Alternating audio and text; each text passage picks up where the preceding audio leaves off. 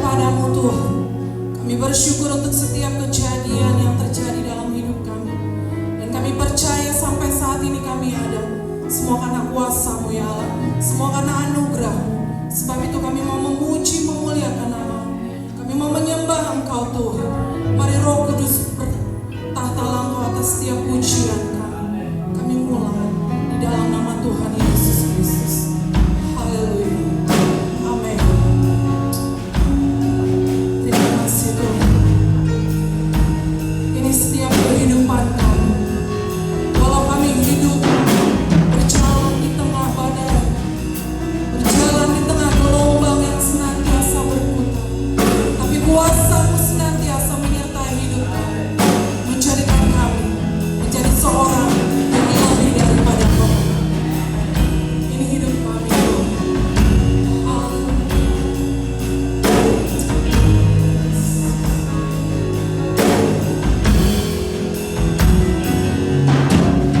Aku harus berjalan ya Tuhan dalam lembah kegelapan, perlindungan-Mu oh Tuhan, nyatakan hidupku. Tiada pernah sedetik pun, tiada pernah Kau tinggalkan. Sungguh mulia dan sempurna, hanya Kau-Lah yang disembah.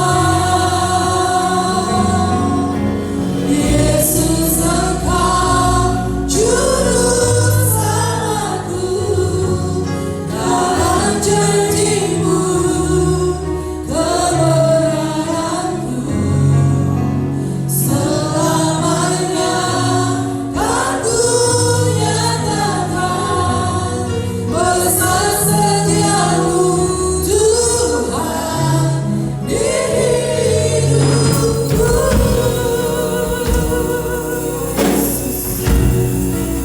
Haleluya. Aku harus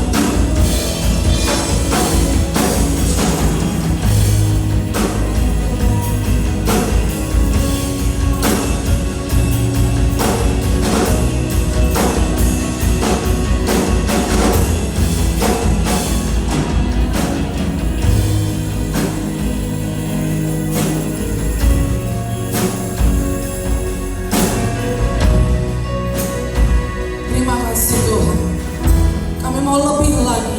Dan kami tabiskan ibadah ini boleh jadi di dalam satu nama, di dalam nama Tuhan Yesus Kristus. Siap puji Tuhan, katakan haleluya.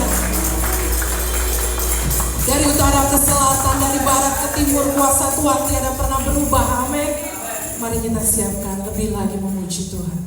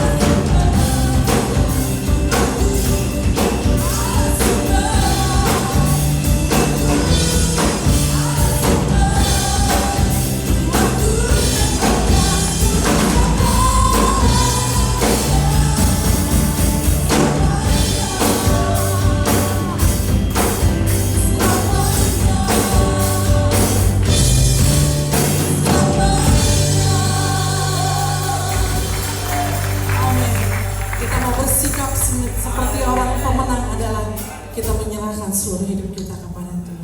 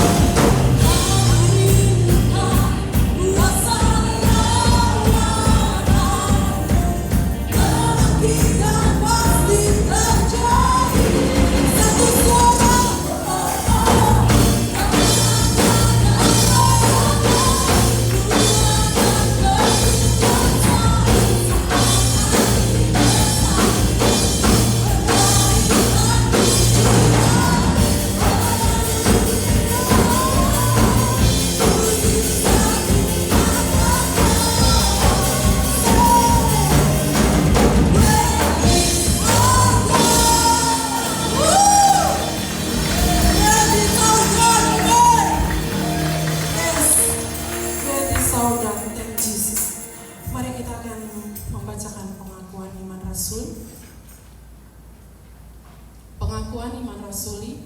Aku percaya kepada Allah, Bapa yang Maha Kuasa, Khalik langit dan bumi, dan kepada Yesus Kristus, anaknya yang tunggal Tuhan kita, yang dikandung daripada Roh Kudus, lahir dari anak darah Maria, yang menderita di bawah pemerintahan Pontius Pilatus, disalibkan, mati dan dikuburkan, turun ke dalam kerajaan maut, pada hari yang ketiga bangkit pula dari antara orang mati, naik ke surga, duduk di sebelah kanan Allah, Bapa yang Maha Kuasa, yang akan datang dari sana untuk menghakimi orang yang hidup dan yang mati. Aku percaya kepada Roh Kudus, gereja yang kudus dan am, persekutuan orang kudus, pengampunan dosa, kebangkitan daging, dan hidup yang kekal. Amin. Kami bersyukur Tuhan, kami boleh menjadi orang yang lebih daripada pemenang. Maka sikap kami Tuhan, kami percaya di dalam kehidupan kami, hanya Engkau-lah yang boleh ada ya Allah. Di dalam Engkau ada kekuatan, di dalam Engkau ada pertolongan, di dalam Engkau ada kesembuhan, di dalam Engkau ada pembebasan. Haleluya.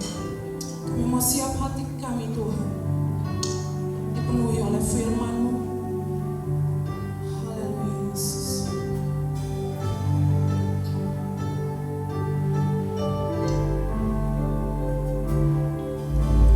Tak usah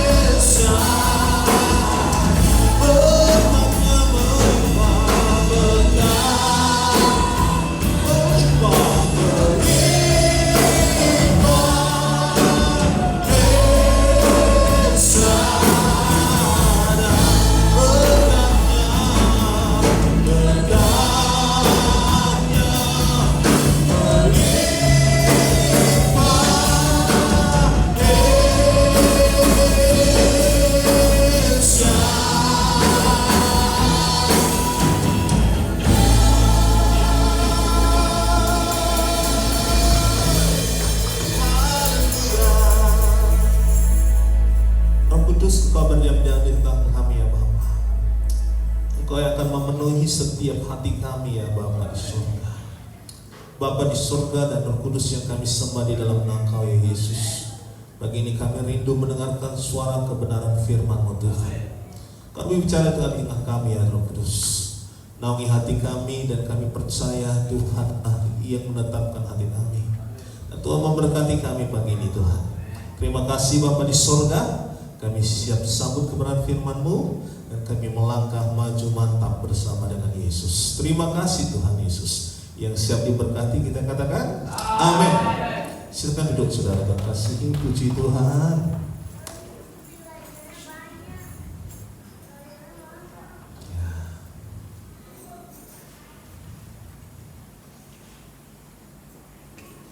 Shalom Bapak Ibu saya kasihi. Selamat pagi semuanya. Selamat pagi Bapak Ibu saya kasihi. Ya. Rupa-rupanya ada juga sistem di perusahaan begitu. Kalau minggu terakhir gereja agak sepi begitu. Tapi tidak masalah ya. Saya bersyukur kepada Tuhan dan kita semuanya pagi ini bisa bersama-sama beribadah. Dan saya melihat saudara sukacita di dalam Tuhan. Saudara kasihi, kemarin sudah diadakan seminar gereja sel murid 12 dan berjalan dengan luar biasa. Dan persiapan cuma 3 minggu, tapi ya begitulah. Kalau kita bekerja dengan hati dan tulus, pasti segala-galanya akan luar biasa. Dan banyak orang diberkati, bahkan yang hadir dari gereja ini pun diberkati. Dan tinggal kita mengaplikasikan dan mengimplementasikan semua yang kita dapat pada waktu kemarin, sehingga bisa kasih kerinduan kita. Kenapa saya mau kerja? Karena kerinduan saya kita di sini adalah 3 kali ibadah Bapak Ibu sekalian. Jadi kita akan bergerak, moving untuk sama-sama bergerak, bukan hanya tugas pendeta ataupun gembala, tapi ini adalah tugas kita bersama, saudara kasih. Dan kiranya bagi Bapak Ibu saya kasih hari ini hadir, biarlah saudara kita datang dan ajak rekan-rekan kita, mungkin keluarga kita, tetangga kita untuk beribadah bersama-sama di tempat ini. Amin.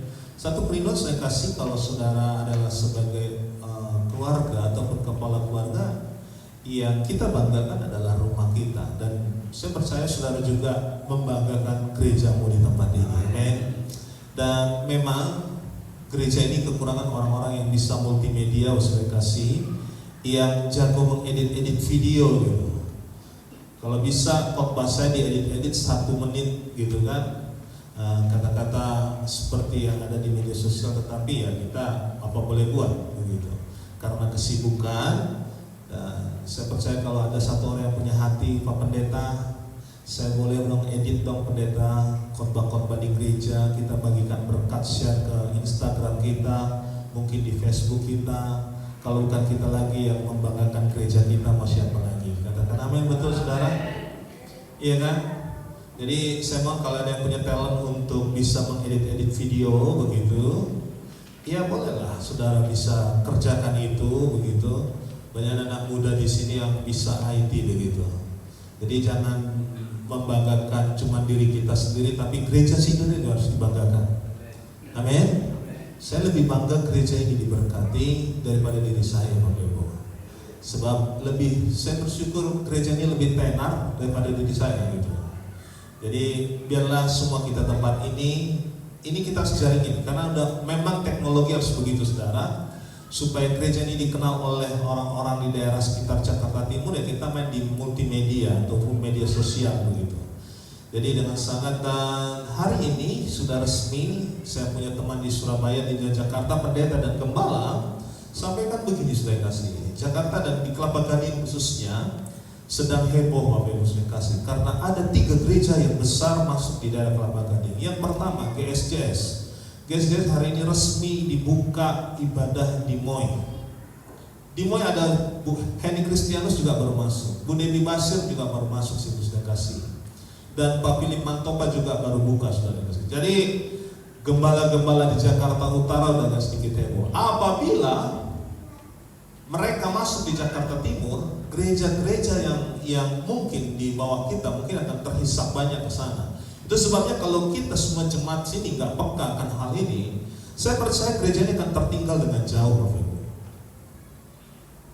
Saudara cukup duduk manis diam seperti ini, pulang, tidak ada satu pergerakan bagaimana supaya gereja ini dibawa jiwa-jiwa. Saya percaya saya kasih kita harus punya pergerakan yang luar biasa. Amin. Dan saya dengar langsung buka di MOI itu lantai 2, saudara. Saya bukan promosi, tapi saya melihat di sana itu ladang-ladang kekristenan, itu di sana gereja begitu banyak, saudara. Dan saya nggak tahu kenapa larinya ke sana semua. Kelapa Gading begitu. Dan ini waktunya GBI Pondok Kelapa Indah ambil bagian ini, saudara. Saudara harus share pendeta saudara dalam khotbah-khotbahnya di media sosial saudara. Katakan amin. Jangan cuman apanya saudara, foto-foto, selfie begitu kan. Tapi saudara harus pamerkan gerejamu. Katakan amin. Jadi jangan hanya sekedar kita datang duduk diam dan pulang, tapi kita harus bangga. Gereja Beton Indonesia Pondok Kelapa Indah adalah rumahku. Dan aku harus bangga mempromosikannya kepada setiap orang, dan orang harus kenal gereja ini. Gak ada yang amin. Amin. Pagi ini kita akan bicara tentang satu hal yang luar biasa. Itu sebabnya kemarin datang dan luar biasa penuh di tempat ini. Dan kinerja dan cara kerja memang banyak yang meneladani. Dan itu sebabnya saya pengen saudara, sering saya partasikan apa yang kita kerjakan dengan passion, harus tulus hati dan betul-betul kita sungguh-sungguh mengerjakannya. Dan saudara nggak bisa bayangkan yang kemarin hadir itu persiapannya cuma 3 minggu, saudara. Artinya semua yang kita persiapkan dengan tulus hati, ada banyak orang Natal sudah preparation, saudara, udah siap-siap gitu. Wah, 7-6 bulan lagi udah siap-siap. Tapi gereja sini tidak pernah seperti itu ya. Kita H-1 bulan baru bergerak begitu. Tapi makna Natal nggak kurang kan? Nah itulah saudara kasih. Jadi kita tidak usah terlalu khawatir tentang apapun. Yang penting, saya mau dengan sangat ini dalam khotbah saya hari ini, tolong ya sekali lagi pesan saya, yang saudara jago-jago media sosial, tolonglah edit khotbah-khotbah kami, gitu loh. Ya. Di YouTube saudara mungkin sudah bilang, Pak Pendeta tolong bagi dong itu di Google Drive, kami akan edit begitu. Jadi part-part yang bisa bagus bisa di share di TikTok. Saya nggak bisa TikTok, saya kasih. Dan saya nggak suka bermain-main seperti itu media sosial. Cuman Instagram saya nggak nambah-nambah begitu. Dan nah ya begitulah saudara, karena mungkin kesibukan pekerjaan yang setumpuk-tumpuk begitu di kantor kita, akhirnya saya nggak punya waktu untuk begitu. Nah kalau saya nggak ada waktu, tolonglah ya untuk bisa ambil gerakan ini. Boleh katakan amin? Saya heran loh saudara. Itu Instagram udah saya mau kasih password ke siapa, saya nggak tahu. Bisa itu olah bagaimana gitu kan? Jadi sana bisa misalnya flyer gereja kita, ibadah misalnya H-3 mau minggu, boleh bikin flyernya begitu ya. Ini diam-diam aja Instagram kita. Jadi kalau saudara yang bisa jago account Instagram, nanti saya kasih passwordnya. Ini dengar semua orang loh, dari seluruh dunia YouTube dengar loh. Jadi dan kiranya kalau orang yang dengar nonton ini tergerak hatinya dari gereja lain begitu, Pak Pendeta saya mau dibantu di gerejanya, wah biasa banget gitu. Tapi kan malu kalau kita orang luar bilang begitu ke kita kan, betul nggak? Saudara malu nggak kalau gereja luar bilang, Pak Pendeta saya jadi yang begini kan? Nah itu sebabnya saya kasih tolong ikuti gerakan ini, amin. Ada orang yang jago lah di sini lah ya. Dan sebabnya saya kasih. Kita bersyukur untuk semuanya ini. Dan saya ini 3 kali ibadah. Pak Antonius pegang penanggung jawab ibadah 1, Pak Tungkir ibadah 2, Pak Wilson ibadah 3. Wah, keren saudara. Jadi kita nggak stagnasi cuma sekedar ibadah di angka 120, 130, tapi kita harus bikin satu pergerakan yang luar biasa. Ya, doa saudara, doa saya dan doa kita semua, biarlah saudara menjadi agen-agen penuai jiwa di akhir zaman ini. Amen. Sebab saya percaya hidup kita sementara di muka bumi ini. Apa yang kita pijak ini adalah sementara. Nah hari ini saya akan bicara tentang satu yang namanya sikap seorang pemenang, Bapak Ibu. Saya sekali lagi, orang yang pemenang the reality adalah pemenang yang sejati adalah cuma satu dalam hati saya, itu adalah Yesus. Tokoh yang dalam Alkitab tidak ada yang bisa seperti pemenang sejati seperti Yesus. Nah perhatikan, saya akan mulai ngajar. Ada satu petinju di muka bumi ini yang terkenal. Kalau petinju, ketika dia menahan pukulan orang lain, biasanya tangannya digerak seperti ini. Karena apa? Karena dia akan menahan pukulan dari orang lawannya. Nah, ternyata saudara kasihi, ada satu petinju yang luar biasa, yaitu kalau saudara kenal namanya Muhammad Ali. Ketika dia bertanding, lawan musuhnya dibiarkan untuk memukul wajahnya. Sampai apa tujuannya? Supaya tenaga lawannya habis. Nah, ketika lawannya habis, baru dia pukul kembali. Tapi tahu saudara, ketika lawannya dibiarkan untuk memukul dengan luar biasa, apakah wajahnya biasa-biasa atau babak belur? Babak belur. Tapi ketika dia fight begini, dia tidak taruh tangannya begini, tapi dia biarkan lawannya untuk memukul wajahnya sekencang-kencangnya. Dalam arti kata wajahnya penuh dengan hancur-hancuran, tapi pada saat lawannya sudah habis tenaga, baru dia habiskan dengan kapal. Dan upah yang tersedia bagi seorang petinju Muhammad Ali itu jutaan bahkan miliaran saudara. Ada upah yang menanti dia. Setiap apa yang dikorbankan dalam diri kita pasti ada upah. Katakan amin. Saudara, apa yang saudara berikan, sesuatu yang keluar dari diri saudara, itu pasti akan mendapatkan upah. Banyak orang Kristen menjadi orang kikir. Semakin dia perhitungan terhadap uang materinya, semakin terkunci berkat-berkat Tuhan. Ada banyak orang yang begitu dia royal, ada begitu banyak orang yang menabur berkat, justru disitulah berkat Tuhan terbuka dengan luar biasa. Jadi apa yang kita keluarkan dalam diri kita pasti akan mendapatkan upah daripada Tuhan. Nah, saya mau ngajak sama kita pada pagi ini saudara, kisah yang luar biasa, sebuah yang spektakuler yang menghasilkan sebuah seperti Muhammad Ali ketika dia berjuang, ada cuma satu tujuannya, supaya dia menjadi seorang pemenang. Saudara, dalam pertandingan hidup kita ini juga seperti itu. Kita harus menjadi orang pemenang atas diri kita sendiri. Ada banyak orang gak bisa menang atas dirinya sendiri. Ketika orang lain memaki, dia maki lagi. Ketika dia orang menjelekan, dia jelekan lagi. Itu bukan sikap orang pemenang. Tapi Yesus Kristus, dia meneladankan kepada kita sikap seorang pemenang, Bapak Ibu. Saya melihat satu hal yang spektakuler yang terjadi, saudara. Mari buka dalam kitab Markus pasal 15.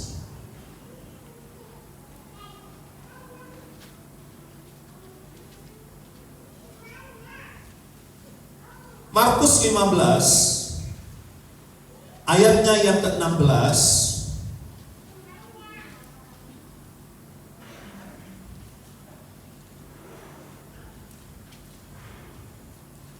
Markus 15 ayat yang ke-16.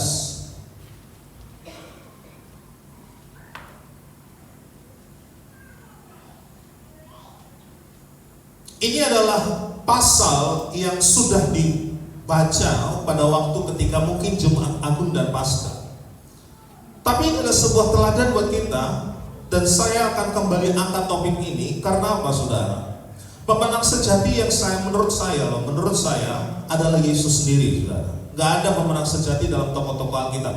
Semuanya karena mungkin manusia ya jatuh, bisa jatuh dalam dosa, bisa jatuh dalam dosa apapun juga. Tetapi Yesus ini gak pernah berdosa, dan dia teladankan kepada kita satu teladan yang luar biasa. Markus pasal 15 ayat yang ke-16 sampai dengan ayat yang ke-32. Dia baca coba. Dia.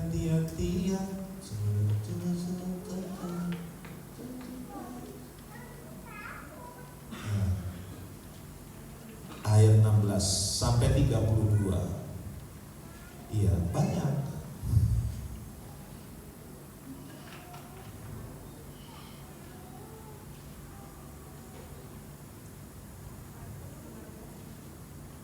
Mana bentuknya?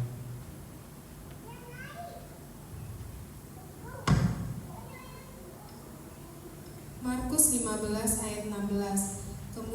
Kemudian sersedu-sedu membawa Yesus ke dalam Serdadu-serdadu membawa Yesus ke dalam istana, yaitu gedung pengadilan, dan memanggil seluruh pasukan berkumpul.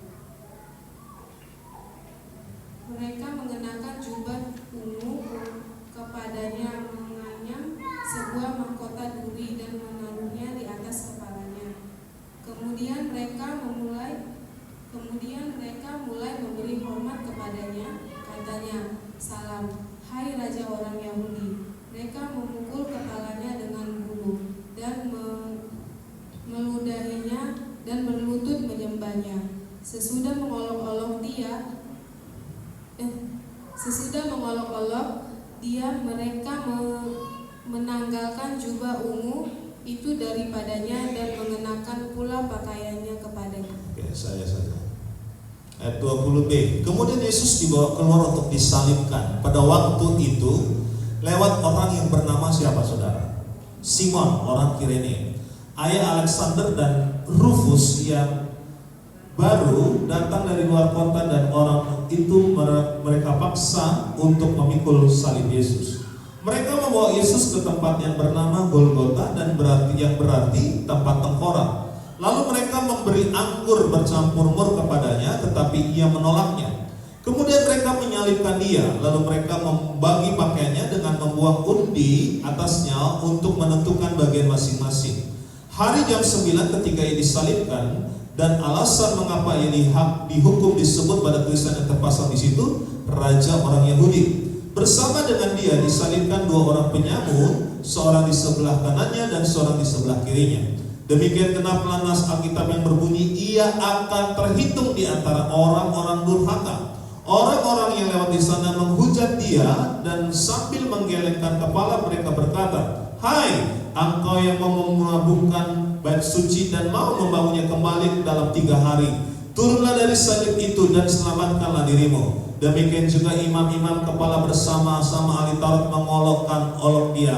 Di antara mereka sendiri dari mereka berkata, "Orang lain ia selamatkan, tetapi dirinya sendiri tidak dapat ia selamatkan. Baiklah Mesias, Raja Israel itu turun dari salib itu, supaya kita lihat dan percaya." Bahkan kedua orang yang disalibkan bersama-sama dengan dia mencela dia juga. Saudara Tuhan kasihi, ayat ini bicara tentang sebuah Yesus yang disalibkan.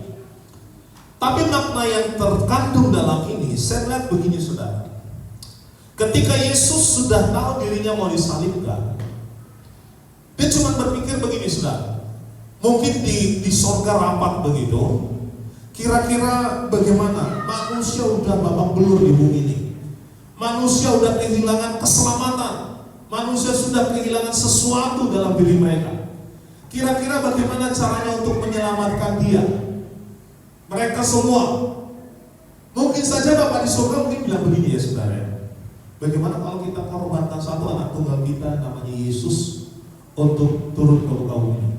Tolong mic-nya disetting seperti tadi. Pada waktu Yesus diturunkan ke muka bumi ini, dan pada waktu itu juga, saudara, Yesus harus mati di mana? Di kayu salib. Dia tahu dia mau di kayu salib, saudara. Tapi pada waktu itu selain kasih, dia cuma bilang begini, kalau saya nggak mati di kayu salib, maka seluruh muka bumi ini manusia akan mati babak belur, saudara. Tapi pada waktu itu selain kasih, ketika Yesus tahu, dia tahu bagaimana dia akan mati. Tapi dengarin baik-baik, saudara. Ketika Yesus tahu dia harus mati, dalam pikirannya, andai kata dia tidak menjadi orang pemenang, dia bisa bilang begini, interupsi Bapak, apa? Saya minta jangan saya mati. Siapa? Orang lain saja. Dia bisa punya bilang seperti saudara. Tapi Yesus tidak bilang begitu. Kalau dia nggak mati maka tidak dapat keselamatan. Nah, pada waktu itulah maka Yesus bilang begini, saudara, biarlah kehendakmu yang terjadi.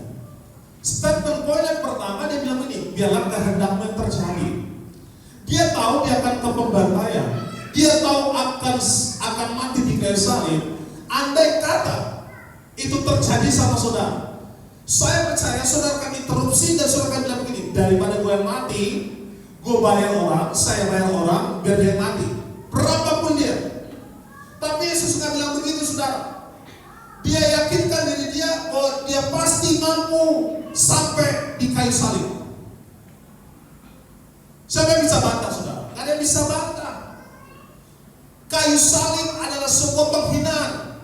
Kayu salib adalah sebuah kutuk. Kayu salib bicara tentang sebuah sakit penyakit. Tapi Yesus tidak lari dari itu. Karena dia tahu dia seorang pemenang. Ada banyak orang manusia yang kita belum bertempur sudah mundur duluan. Ada orang yang belum maju tapi dia bilang saya nggak bisa. Ada orang dikasih tahu kamu jadi divisi ini ya, maaf saya nggak bisa kerjain itu. Ada orang dikasih tanggung jawab misalnya sudah dalam pelayanan, kamu jadi singer ya, wah maaf pak saya nggak bisa. Kamu jadi WL ya, maaf pak saya nggak bisa. Kalau orang yang berjuang sampai pada akhirnya dia akan pasti menjadi keluar sebagai orang pemenang. Sama seperti Yesus, saudara. Nah kita akan belajar 3 hal yang penting, saudara. 3 hal yang penting akan kita lihat, saudara. Yang pertama, sikap seorang pemenang. Ya kita gali dengan sedalam-dalamnya. Kita perhatikan ayat ke-16, saudara. Kemudian serdadu-serdadu membawa Yesus ke dalam istana, yaitu gedung pengadilan, memanggil seluruh pasukan apa? Berkumpul. Mereka mengenakan jubah ungu kepadanya, menganyam sebuah mahkota duri dan menaruhnya di atas kepalanya. Kira-kira kalau saudara dalam posisi seperti ini, pada saat pertama saudara mau dihajar seperti Yesus, saudara kira-kira bisakah saudara menahan apa yang dialami Yesus yang seperti yang kita baca pagi ini? Dikatakan begitu, saudara. Mereka mengenakan jubah ungu kepadanya, menganyam sebuah mahkota duri dan menaruhnya di atas kepalanya.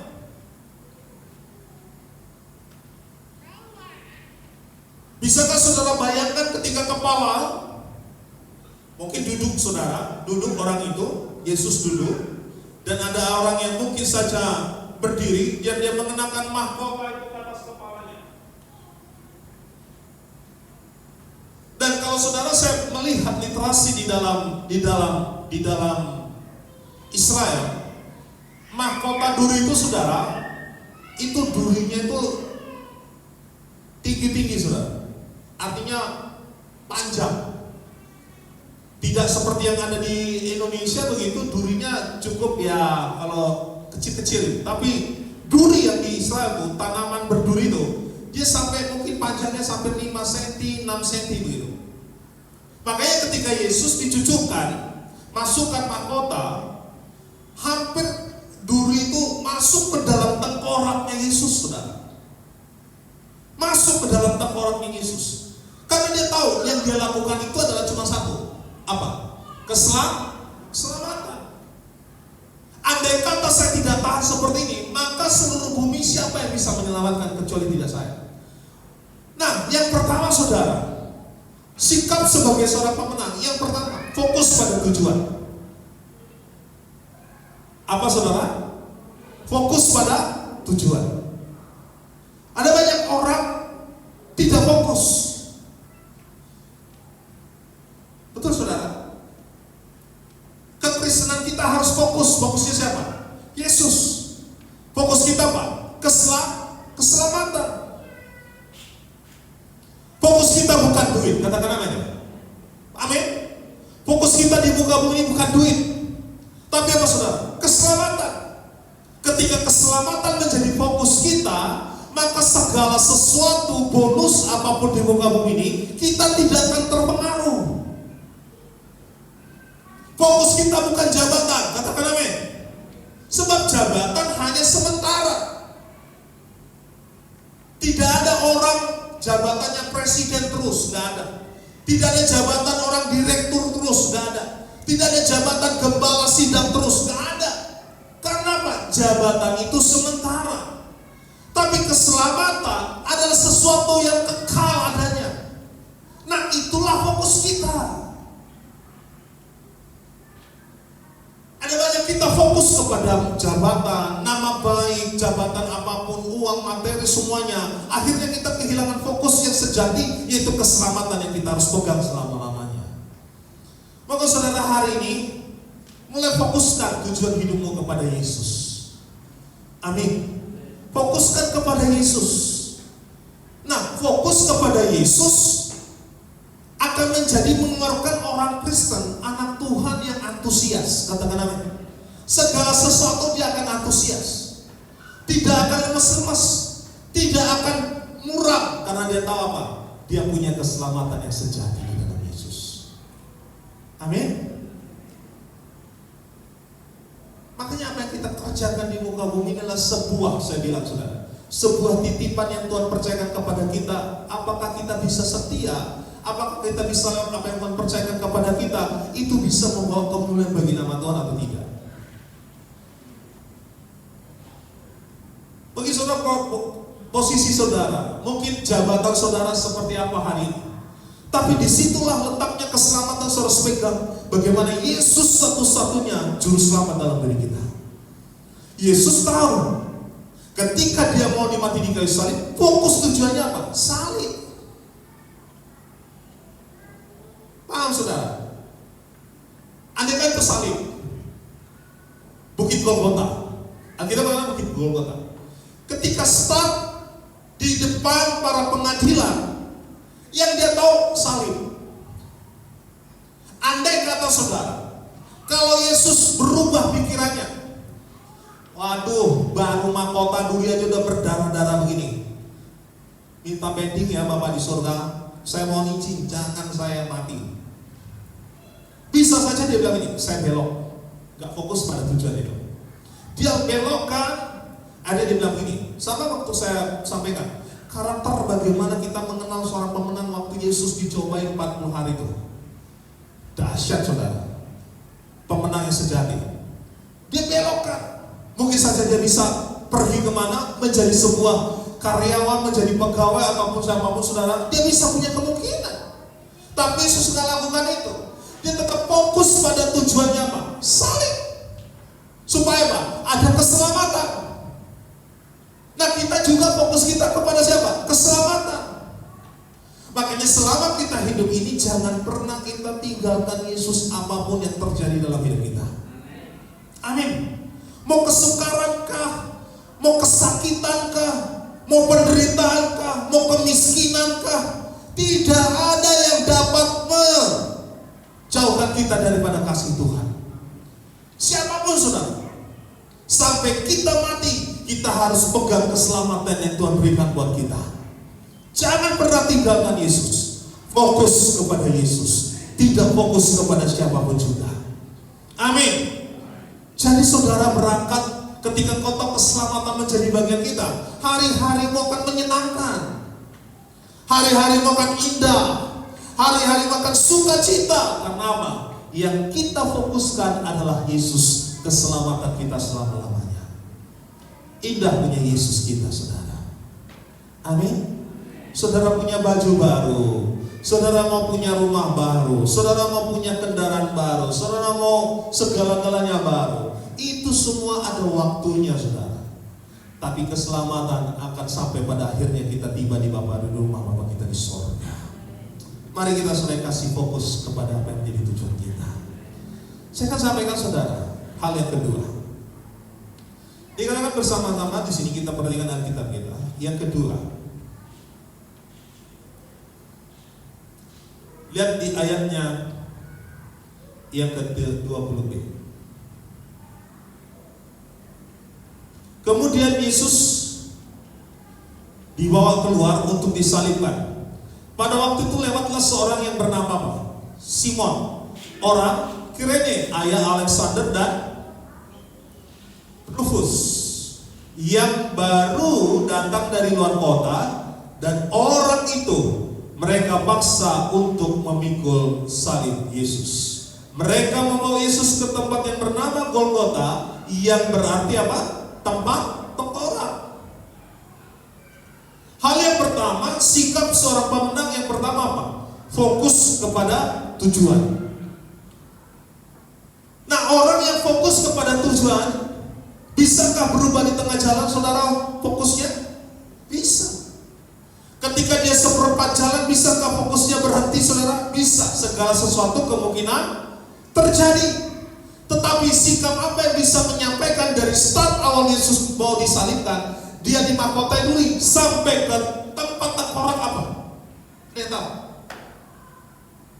Apa yang bisa membuat Yesus sampai di tempat tengkorak ketika dia berada start di pengadilan sampai di kayu salib? Apa yang membuat dia bisa sampai ke kayu salib?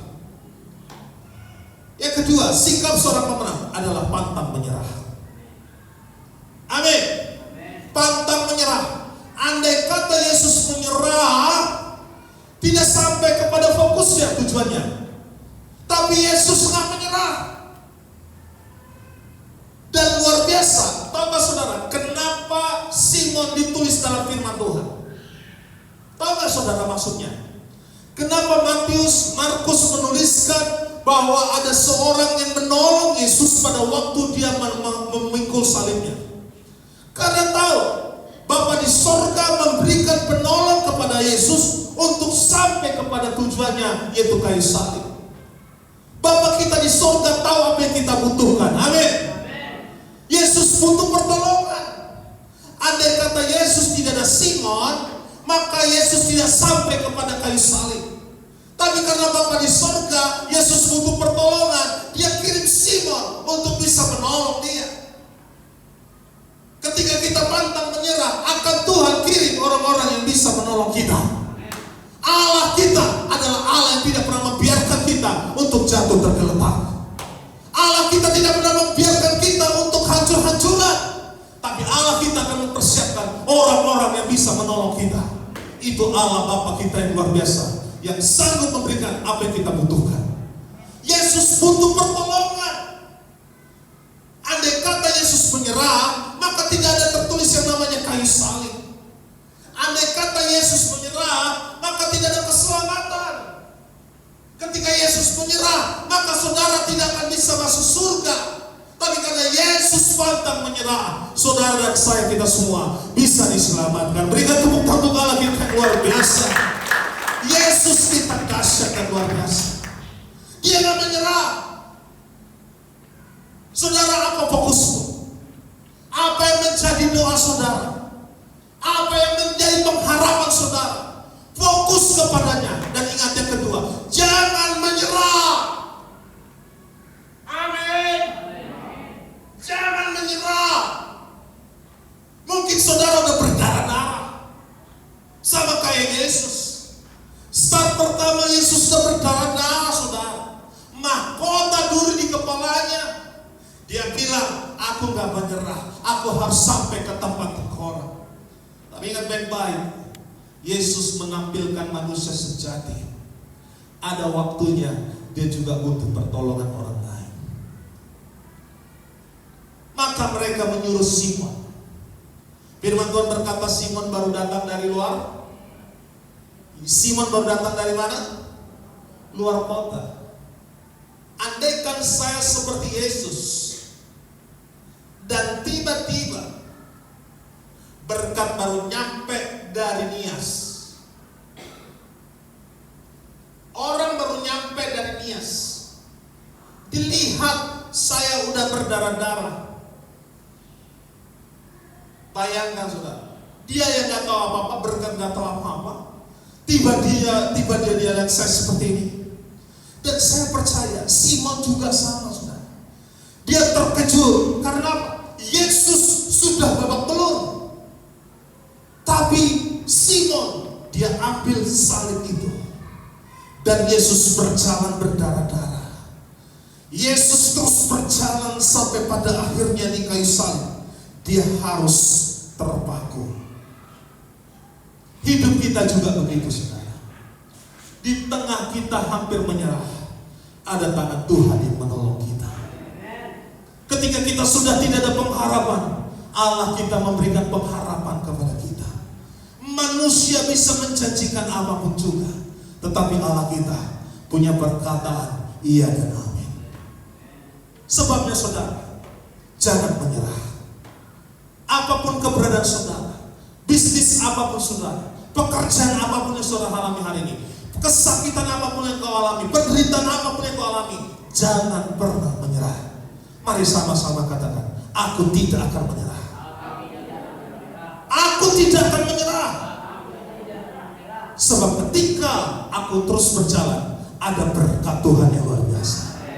Saya akan tampilkan kepada saudara satu hal yang sangat luar biasa akan memberkati kita semua. Orang yang fokus pada tujuan, orang yang pantang menyerah, akan pasti mendapatkan upah yang luar biasa. Mohon Bang berkat dimatikan lampunya.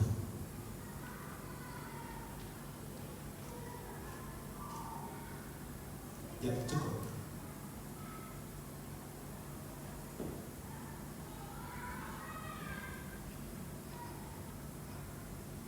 Percayalah saudara, di saat tidak ada jalan, dia pasti buka jalan. Amin. Di saat kita mau menyerah, ada tangan Tuhan yang akan memegang kita. Wow.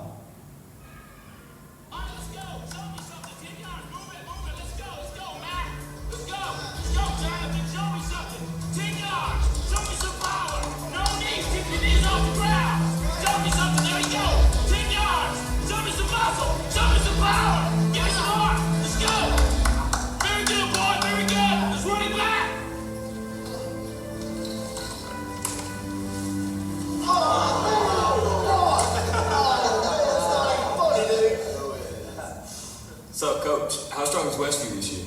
A lot stronger than we are. You already written Friday night down as a loss, bro? Well, not if I know we could beat them. Come here, Brock. You too, Jeremy. What, am I in trouble now? Not yet. I want to see you do the death crawl again, except I want to see your absolute best. What, you want me to go to the 30? I think you go the 50. The 50? I can go to the 50 if nobody's on my back. I think you can do it with Jeremy on your back. But even if you can, I want you to promise me you're going to do your best. Alright. Your best. Yes. Okay. You going to give me your best? I'm gonna give you my best. All right, one more thing. I want you to do it blindfolded. Why? Because I want you giving up at a certain point when you can go further. Get down. Jeremy, get on his back. Now get a good tight hold, Jeremy. All right, let's go, Brock. Keep your knees off the ground, just your hands and feet. There you go. A little bit left. A little bit left. There you go. Show me good effort. That way, Brock. You keep coming. There you go. It's a good start. A little bit left. A little bit left. There you go, Brock. Good strength.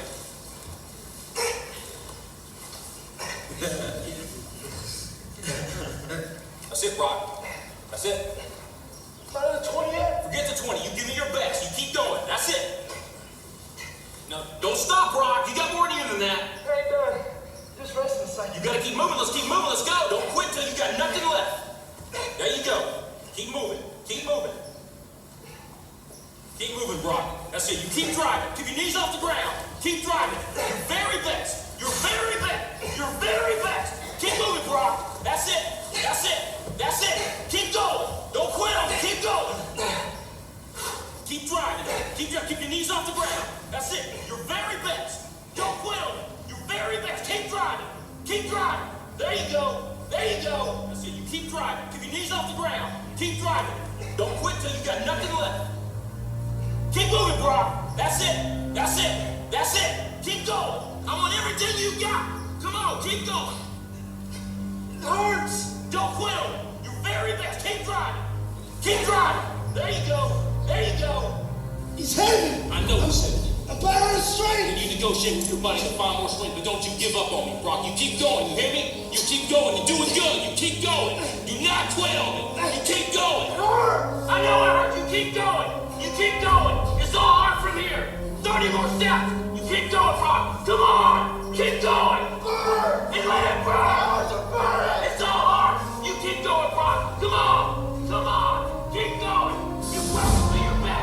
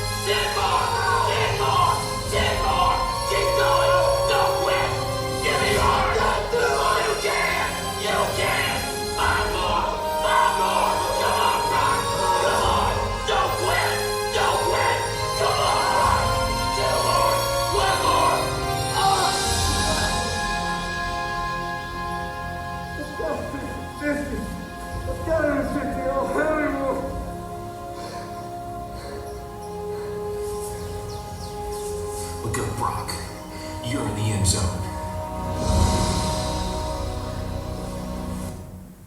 Wow. Satu lagi saudara.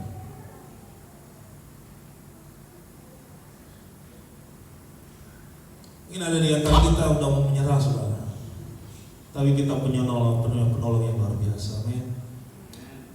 Wow.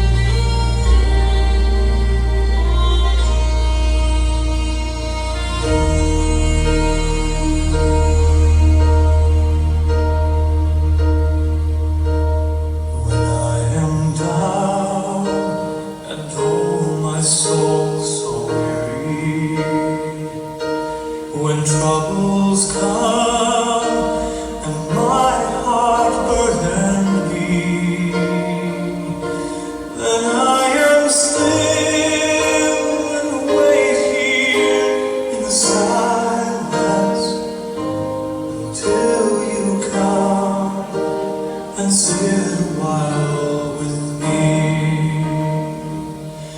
You raise me up so I can stand on my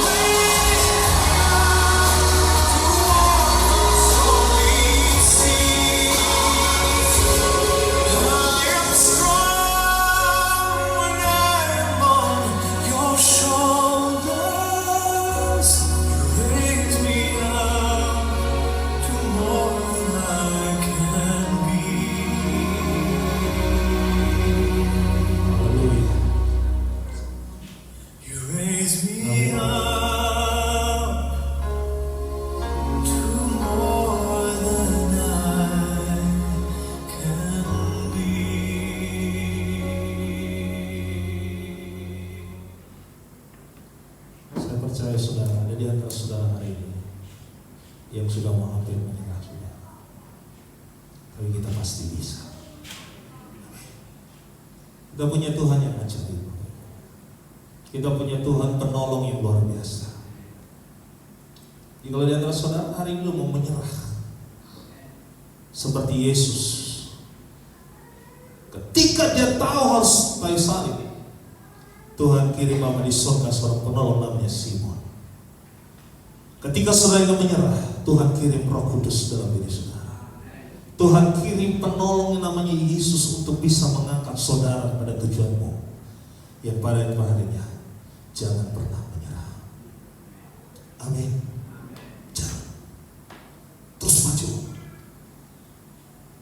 Mungkin saudara jauh dari apa yang masih kita harapkan. Mungkin kita masih jauh dari apa yang kita dambakan. Tapi percayalah saudara, di saat saudara tidak menyerah, ada orang yang akan menolong saudara. Yesus namanya. Dan ada banyak akan pertolongan yang sejati akan turun dalam diri saudara. Yang ketiga saudara kasih saya mau sampaikan kepada kita. Yang pertama sikap seorang pemenang. Dia fokus. Dia fokus. Mungkin dia tidak jadi juara, tapi dia fokus. Garis finish. Bisa saja dia bilang begini, saya nggak kuat lagi kaki saya udah sakit seperti ini, saya berhenti di sini. Walaupun saya nggak juara, tapi yang penting saya sudah bisa sembuh dari sakit ini. Nah, tapi karena dia tahu fokusnya garis finish, dia nggak pedulikan sakitnya, dia tidak pedulikan apa yang menjadi sebuah keluh kesahnya, karena dia tahu dia harus jadi pemenang walaupun tidak juara. Hidup kita juga begitu saudara. Mungkin kita nggak jadi pemenang, tapi kita bisa jadi seorang yang mengakhiri garis akhir pertandingan kita. Saya selalu bilang, katakan saudara, hidup kita ini sangat-sangat singkat. Apa yang saudara akan kerjakan di muka bumi ini akan Tuhan perhitungkan saudara. Makanya fokuslah apa yang menjadi tujuan saudara dalam hidupmu, yaitu keselamatan. Yang kedua, jangan menyerah. Amin.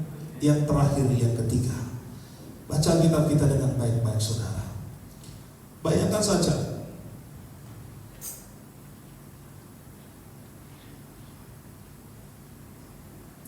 lihat saudara baik-baik ayatnya yang ke-27. Bersama dengannya disalibkan dua orang penyamun, seorang di sebelah kanannya dan seorang di sebelah kirinya. Demikian juga genaplah nasa kitab yang berbunyi, ia akan terhitung di antara orang-orang durhaka. Orang-orang yang lewat di sana menghujat dia. Lihat, D kita dalam besar artinya menghujat Yesus. Dan sambil menggeleng-gelengkan kepala mereka berkata, hai engkau orang yang mau merubuhkan bait suci dan mau membangunnya kembali dalam 3 hari. Turunlah dari salib itu dan selamatkanlah dirimu. Demikian juga imam-imam kepala bersama-sama ahli Taurat mengolok-olokkan dia di antara mereka sendiri. Dan mereka berkata, orang lain ia selamatkan, tetapi dirinya sendiri tidak dapat ia selamatkan. Baiklah Mesias Raja Israel itu turun dari salib itu, supaya kita lihat dan percaya. Bahkan kedua orang yang disalibkan bersama-sama dengan dia mencela dia juga.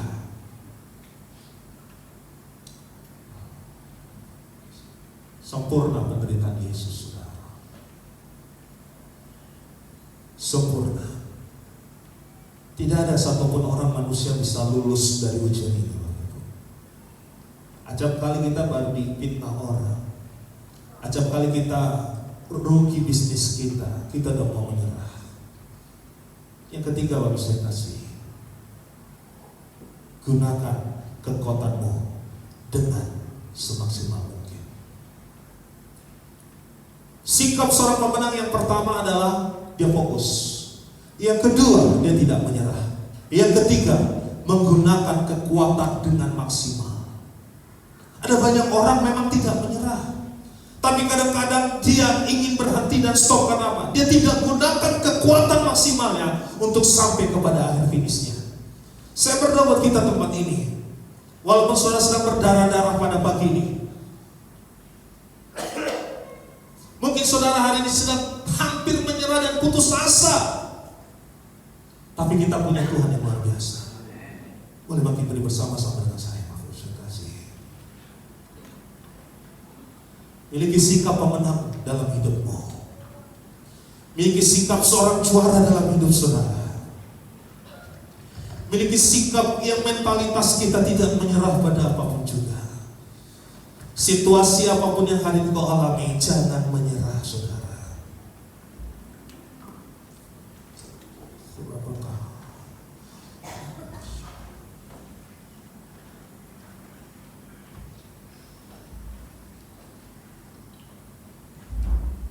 Fokus pada Tuhan pagi ini. Siapa di antara saudara sudah putus asa dalam hidupmu? Tidak ada pengharapan lagi. Tidak ada sukacita. Tidak ada yang namanya kegirangan kau miliki. Ingat, Tuhan berkata jangan menyerah saudara. Yesus tidak menyerah sampai pada akhirnya dia mati di kayu salib demi keselamatan yang kita terima pagi ini saudara. Maka saudara pagi ini datang kepada Tuhan dan berkata, Tuhan tolong aku Bapa. Yesus saja ditolong dan Tuhan memberikan menolong Simon dari Kirene. Apalagi kita semua saudara.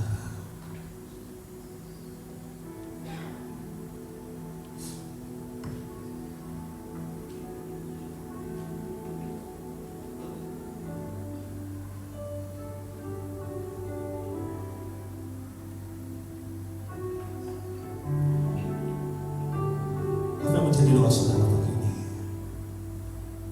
datang kepada Yesus. Ini kita ambil seorang pemudi pemenang. Amin. Jangan menyerah sampai pada akhirnya kita sampai pada garis akhir yang kita berikan kita. Ku hidup karena anugerah-Mu. Dan satu pun dapat ku langgarkan semua karena cinta-Mu. Ini hidupku, pimpin jalanku. Kasih-Mu mengubah, kasih-Mu mengubah hidupku. Kau memilihku sama hidupku semua karena cintanya Yesus. Katakan dengan iman saudara. Amin. Pimpin jalan.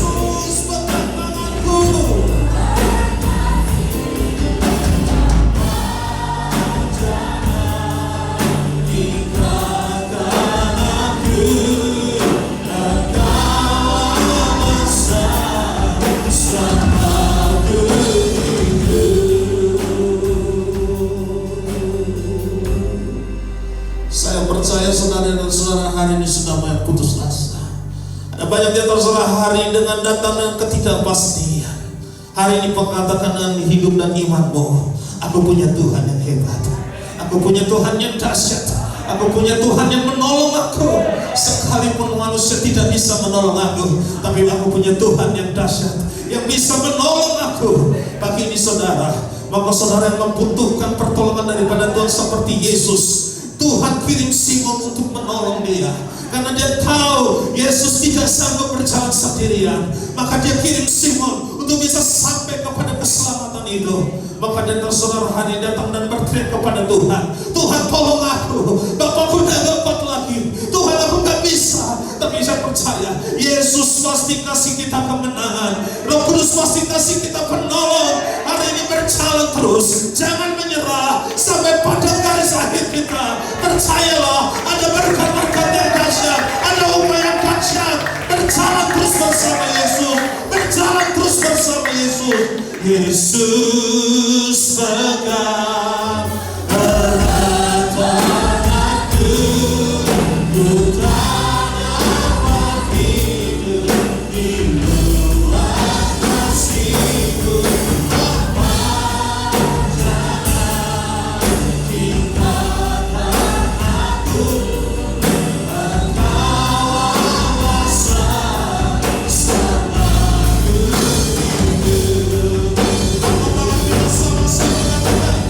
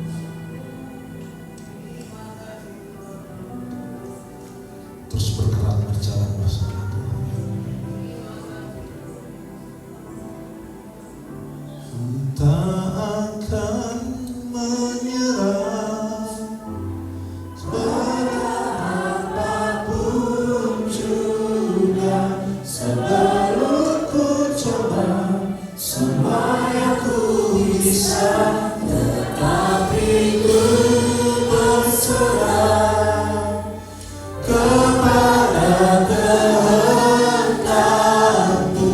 Hatiku percaya Tuhan punya rencana.